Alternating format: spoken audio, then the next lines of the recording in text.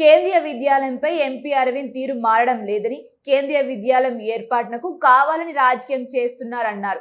కరీంనగర్లో మంత్రి పొన్నం ప్రభాకర్ కృషితో 2011లో కేంద్రీయ విద్యాలయం ఏర్పాటు చేశారని, 2015లో 7 ఎకరాల స్థలంలో ఎల్ఎండికి మార్చారని గుర్తు చేశారు. కేంద్రీయ విద్యాలయం ఏర్పాటుకు పాత ఎస్పీ కార్యాలయం కేటాయించడం జరిగిందని, చిన్నపాటి మరమ్మతులు కూడా చేపట్టినట్లు చెప్పారు. ఎంపీ వైఖరి మారాలని జగిత్యాల మేధావులు ప్రజలు అర్థం చేసుకోవాలని కోరారు. అరవింద్ కావాలని వ్యక్తిగత దూషణను, వ్యక్తిత్వ హననం చేయడం తగదన్నారు. జగిత్యాల జిల్లా కాంగ్రెస్ పార్టీ కార్యాలయంలో ఏర్పాటు చేసిన మీడియా సమావేశంలో ఎమ్మెల్యే సంజయ్ కుమార్ మాట్లాడారు.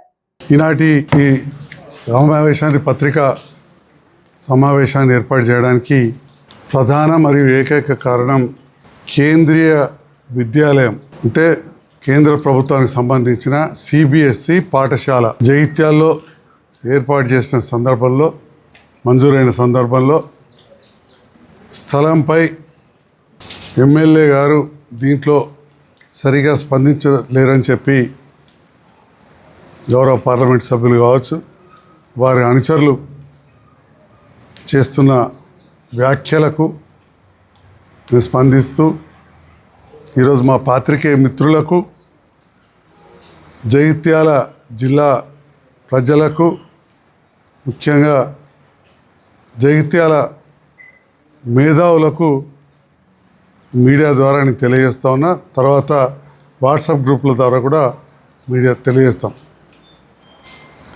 కేంద్రీయ విద్యాలయం జగిత్యాలకు మంజూరు ఇవ్వడం అనేది చాలా సంతోషం.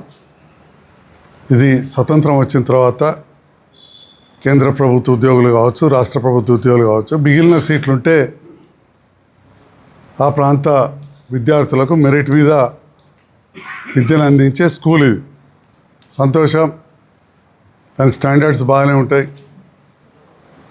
ఇలాంటి స్కూలు పొన్నం ప్రభాకర్ గౌడ్ గారు ఎంపీ ఉన్నప్పుడు కరీంనగర్లో